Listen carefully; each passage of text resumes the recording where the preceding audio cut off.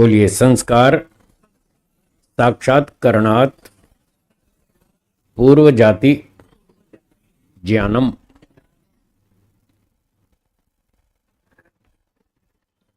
संस्कारों में संयम करने से, साक्षात करने से, संस्कारों का साक्षात्कार करने से, अर्थात किसी व्यक्ति के संस्कारों को अच्छी तरह ऑब्जर्व करने से, उसका परीक्षण निरीक्षण करने से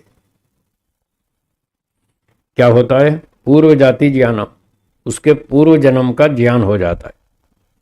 पूर्व जन्म का पता चल जाता है, ये पिछले जन्म में क्या था। तो इसमें भी लोगों को बहुत सारी भ्रांति है, बहुत लोगों को संशय है कि व्यक्ति अपने पूर्व जन्म की जानकारी कर लेता है या दूसरे के जन्म की जानकारी कर लेता है।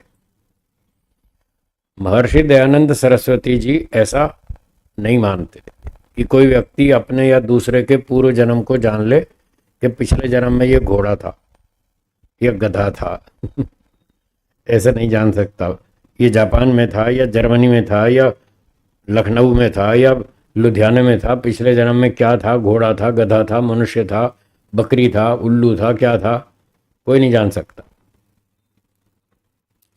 हुआ को थोड़ी बहुत कर सकते हैं, हुआ कर सकते हैं, सकता। इतना सख्त मना कर दिया। जानना चाहे तो भी नहीं जान सकता, इतना क्लियर हो गया ना। अब तो कोई अपवाद भी नहीं बचा, अपवाद भी खत्म कर दिया। कोई जानना भी चाहे तो भी नहीं जान सकता। ये बात परमेश्वर के जानने योग्य है, जीव के नहीं। ऐसा लिखा है।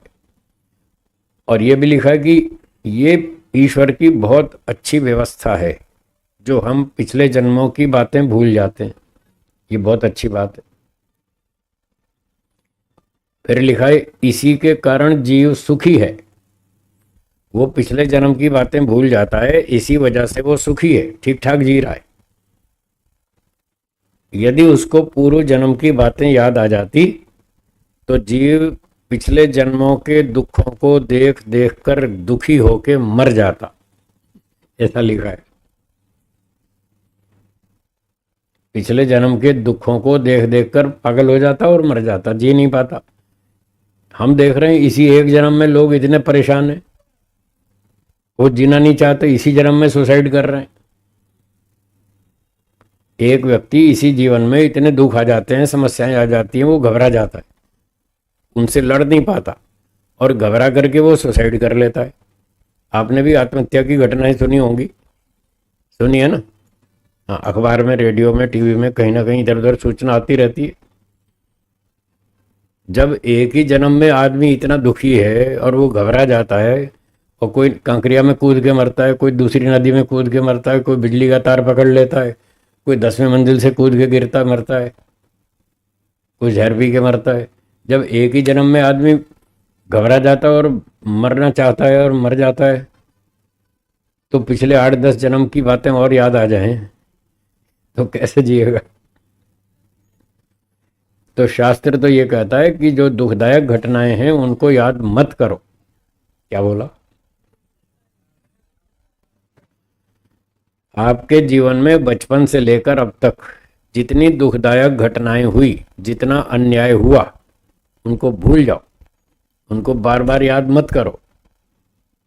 क्या हुआ? फ्यूज उड़ गया?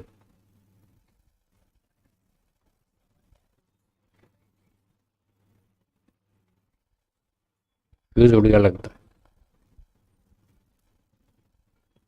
वो ट्रिप ट्रिप हो गया लगता है।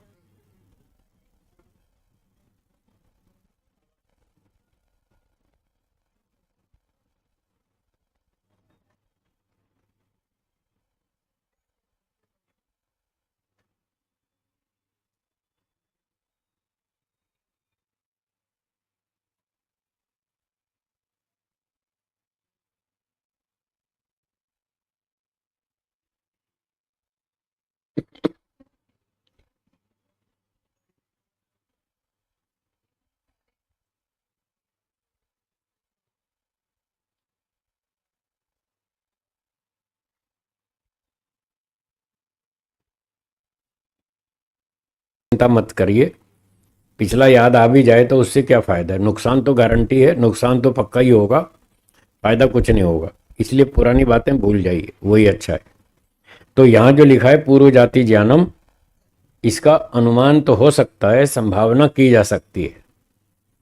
जैसे एक व्यक्ति का दिमाग बहुत तेज चलता है, फटाफट चलता है, एक बात समझाओ दो बात अपने आप निकाल लेता है।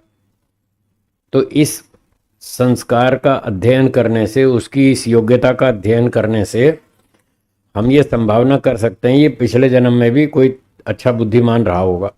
इसका दिमाग मैथ्स में फटाफट चलता है, किसी का इंजीनियरिंग में अच्छा चलता है दिमाग, किसी का गीत संगीत में अच्छा चलता है। तो इससे हम अनुमान कर लेते हैं भाई इसके कुछ पूर्व जन्म के संस्कार हैं जिनके कारण ये इस दिशा में फटाफट प्रगति करता है। ऐसे संस्कारों में संयम करने से पूर्व जन्म की संभावना हो जाती है। और कभी कभी कुछ बच्चे होते हैं जिनका दिमाग बहुत स्लो चलता है, बार बार समझाना पड़ता है, भूल जाते हैं, याद नहीं रखते, ध्यान नहीं देते, लापरवाही करते हैं। तो जिनको बार बार समझाना बताना पड़ता है फिर भूल जाते हैं,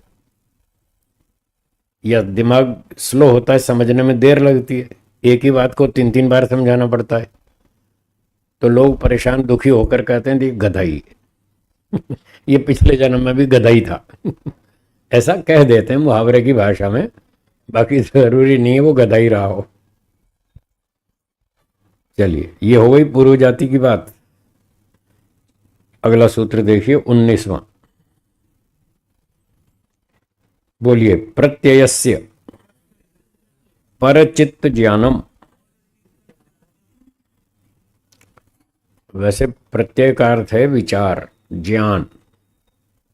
दूसरे व्यक्ति के विचारों में संयम करने से, उसका गहराई से निरीक्षण परीक्षण अध्ययन करने से, पर चित्त ज्ञानम, दूसरे के चित्त का पता चल जाता है। ये सारा मनोविज्ञान, साइकोलॉजी की बातें चल रही हैं। ये जो दो तरह के डॉक्टर होते हैं, एक साइकोलॉजिस्ट होते हैं, एक साइकियाट्रिस्ट होते हैं, एक मनोवैज्ञानिक होते हैं, एक मनश्चिकित्सक होते हैं। वो दवाई ववाई भी देते हैं, बात समझते हैं, दूसरे की पूरी कहानी सुनते हैं, फिर उसकी स्थिति का अध्ययन करके उसको कुछ दवाई भी देते हैं, कुछ बातें भी बताते हैं, काउंसलिंग करते हैं। तो ये सारा मनोविज्ञान। तो ये प्रत्यय से परिचित ज्ञानम, ये साइकोलॉजी की बात।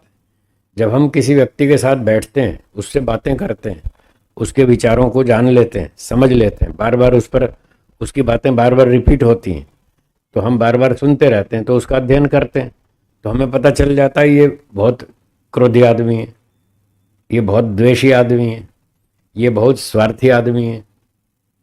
पता चलता है ना, ये स्वार्थी आदमी है, ये परोपकारी है ये बड़ा फैशन में रुचि रखता है।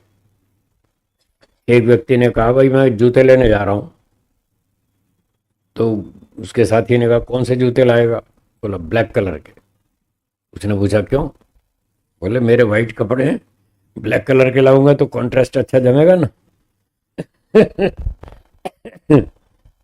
कपड़े वाइट और जूते ब्लैक, कॉन्ट्रास्ट बढ़िया जमेगा ना। तो अब उसकी बात से पता लग गया ना, इसको फैशनबाजी में रुचि है, ये प्रदर्शन करना चाहता है। तो इस तरह से दूसरे के मन का पता चल जाता है, इसकी वृत्तियां कैसी हैं, उसकी बातों से पता चल जाता है। मोटा मोटा आम आदमी भी पकड़ लेता है, पर जो योगी व्यक्ति है, जिसका सारा दिन यही काम है, जो सारा दिन यही टॉपिक पे चिंतन करता है, इसका खूब गहराई से अध्ययन करता है, वो फटाफट पकड़ लेता है इसका मन कैसा है, इसके मन में राग अधिक है या द्वेष अधिक है या स्वार्थ अधिक है या परोपकार अधिक है या क्या है, वो खूब अच्छी तरह समझ लेता है। तो इस सूत्र में ये बताया कि व्यक्ति के विचारों में संयम करने से, उसका विश्लेषण करने से उसके मन का पता चल जाता है, ये रागी है, द्वेषी है, क्रोधी है, लोभी है, स्वार्थी है, कैसा है। तो ये भी ठीक है, अच्छी बात है, ये भी एक सिद्धि है। 20वां सूत्र बोलिए, न च तत्सालंबनम तस्य अविषयी भूतत्वात्। जब वो संयम करने वाला व्यक्ति दूसरे के विचारों में संयम करता है, उसको एनालाइज करता है, विश्लेषण करता है, तो उसको ये तो पता चल जाता है कि इसको राग है, इसके मन में द्वेष ज्यादा है, ये जलता भूनता रहता है सारा दिन, उसको कोसेगा उसको कोसेगा, कभी बिजली वालों को गाली देगा, कभी पानी वालों को, रेलवे वालों को, कभी किसी डिपार्टमेंट को गालियां देता रहता है सारा दिन। ये इसकी बुद्धि खराब है, ये चिड़चिड़ा आदमी है। तो ऐसा तो पता चल जाता है, पर वो किस किस के प्रति कैसा कैसा द्वेष रखता है वो हर चीज को नहीं समझता, नहीं जान सकता, क्योंकि वो उसके संयम का विषय नहीं है। तस्य अविषयी भूतत्वात्, वो उसका विषय नहीं है। मोटा मोटा जान लेता है कि इसके मन में दुनिया वालों के प्रति कहीं राग है कहीं द्वेष है, ऐसे तो पता चल जाएगा, पर कितनी वस्तुओं में राग है वो सारा नहीं समझ पाएगा। उसकी सीमा होती है समझने की, और इतना टाइम भी किसके पास है जो इतना पीछे लगा रहा है किसी के घंटों तक या महीनों तक उसका खोजबीन चलता रहे, इतना समय भी नहीं किसी के पास।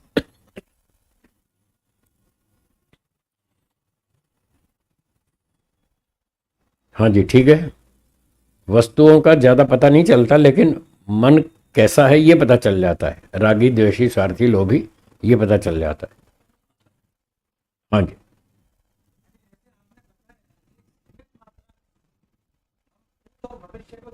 हम्म।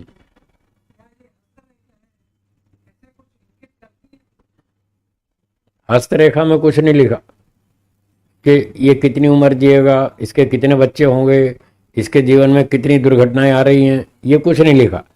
ये सब व्यर्थ बातें। हम्म।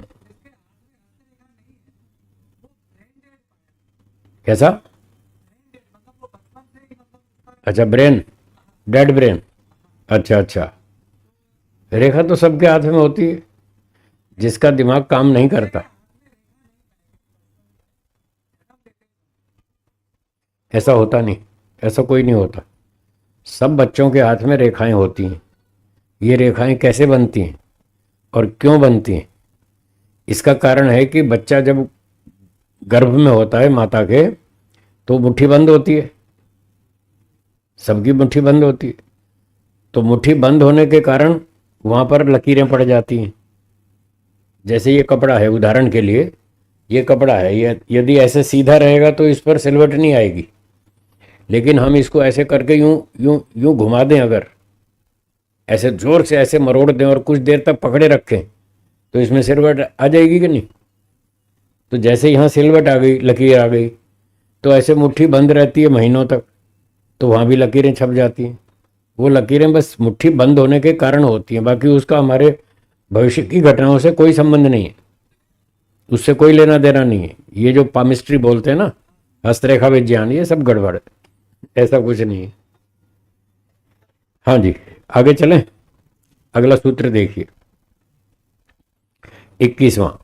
बोलिए, काय रूप संयमात तदग्राह्य शक्ति स्तंभे चक्षु प्रकाश असंप्रयोगे अंतर्धानम।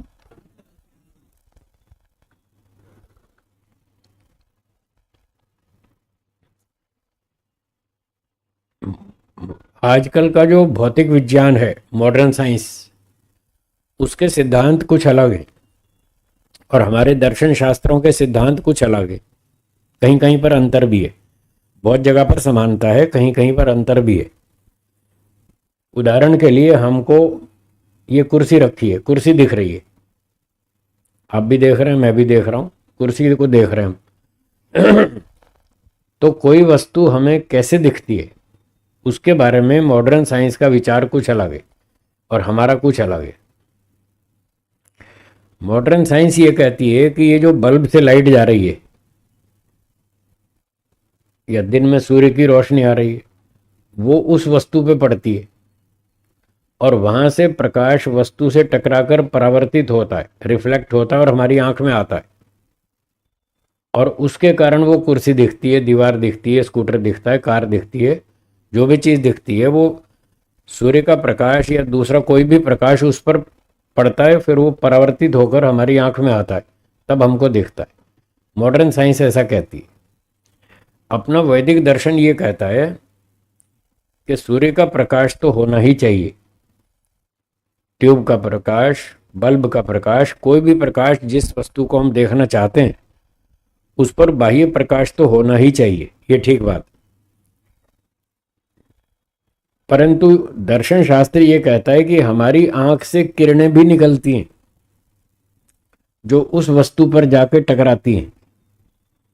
मान लो हम कुर्सी को देख रहे हैं तो हमारी आंख से भी किरणें निकल रही हैं और बाहर की लाइट भी वहां जा रही है, वो लाइट उसको प्रकाशित करती है और आंख से जो किरणें निकलती हैं वो वस्तु पे जाके टकराती हैं, फिर उसका फोटो खींचती हैं और वो उस वस्तु का फोटो खींच के लाती हैं वापस आंख में और वो फिर आंख के अंदर से जो फोटो आकर के मन के ऊपर छपती है।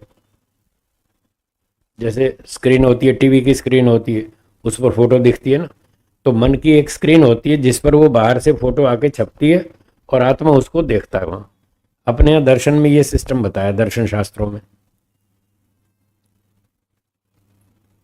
तो अब इस सूत्र में वही बात कह रहे हैं। सूत्र में देखिए चक्षुष प्रकाश लिखा है, पुस्तक में देखिए, काय रूप संयमात तदग्राह्य शक्ति स्तंभे चक्षुष प्रकाश लिखा ना, चक्षु प्रकाश, ये चक्षु प्रकाश है जो आंख से किरणें निकलती हैं। तो हमारी आंख से किरणें निकली, कुर्सी पर गई, कुर्सी का फोटो खींचा और वापस लाई, तो हमको दिखाई दिया, हमको ये दिखाई दिया कि सामने कुर्सी है। अब मान लो आपको देखूं तो मेरी आंख की किरणें निकलेंगी, आपके शरीर पे टकराएंगी, उसका फोटो खींचेंगी और वो वापस लाएंगी, तब मुझे पता चलेगा सामने कोई बैठा है। तो किरणों के माध्यम से वो हमको दर्शन होता है किसी भी वस्तु का, ऐसा कह रहे हैं। अब योगी व्यक्ति क्या करता है, वो क्या करता है, काय रूप संयमात, अपने शरीर का जो रूप है, रूप मतलब विजिबिलिटी, जो हमको आंख से दिखता है, जो हमको आंख से दिखता है उसका नाम क्या है, रूप। नेत्र का विषय है रूप। तो योगी क्या करता है, वो अपने शरीर के रूप को संयम करता है, काय रूप संयमात, इस रूप गुण में संयम करता है। और तदग्राह्य शक्ति स्तंभ है, जब आपकी आंख मुझे देखेगी तो आपकी किरणें आएंगी ना यहां तक, इससे टकराएंगी तभी तो फोटो खींच के जाएंगी वापस। तो योगी क्या करता है, इसमें जो दिखने की शक्ति है उसको रोक लेता है। जैसे कोई पर्दा ढक दे ना, ऐसे पर्दा ढक दे, अगर कोई यहां पर्दा लगा दें तो फिर आप मुझे नहीं देख पाएंगे, क्योंकि आपकी किरणें मेरे शरीर तक टकराएंगी नहीं, पर्दे ने उसको ढक लिया, पर्दे ने आपकी किरणों को रोक लिया। तो वो ऐसे पर्दा जैसा बना देता है शरीर के ऊपर अपने, इसकी जो ग्राही शक्ति है उसको वो ढक देता है। और फिर क्या होता है, सामने वाले की चक्षुष प्रकाश असंप्रयोग है, वो कनेक्ट ही नहीं होता, योगी के शरीर से कनेक्ट नहीं होता, और न होने पर अंतर्धानम, वो योगी अदृश्य हो जाता है, वो दिखता ही नहीं, सामने बैठा है और दिखता नहीं, अदृश्य हो जाता है। ये एक सिद्धि बता रहे हैं, पर ऐसी बात हमको अभी तक जची नहीं, ऐसी बात ठीक नहीं लगती कि योगी के पास इतनी कोई योग समाधि से ताकत आ जाती हो कि अपने शरीर के रूप गुण को वो ब्लॉक कर दे और सामने वाले की आंख की किरणों को यहाँ टच ना होने दे, सन्निकर्ष ना होने दे। ऐसी योग्यता अभी तक समझ में नहीं आई। कोई ऐसा करता होगा कोई, हाँ पर्दा डाल के तो मैंने देखा है, ये जादूगर केलाल यही करता है, और क्या करता है, कार को गायब कर देगा, कार में 4 सवारी बिठाएगा, हॉर्न बजाएगा, फिर लाइट दिखाएगा, देखो असली कार है, फिर 4 व्यक्ति भी बिठा देगा और एक झटके में कार गायब हो जाएगी। तो वो तो चालाकी से करता है, पर्दा डाल देता है, सब गायब हो जाता है, दिखता नहीं कुछ भी। पर योगी कोई समाधि से ऐसा करता हो, ऐसा नहीं जचता।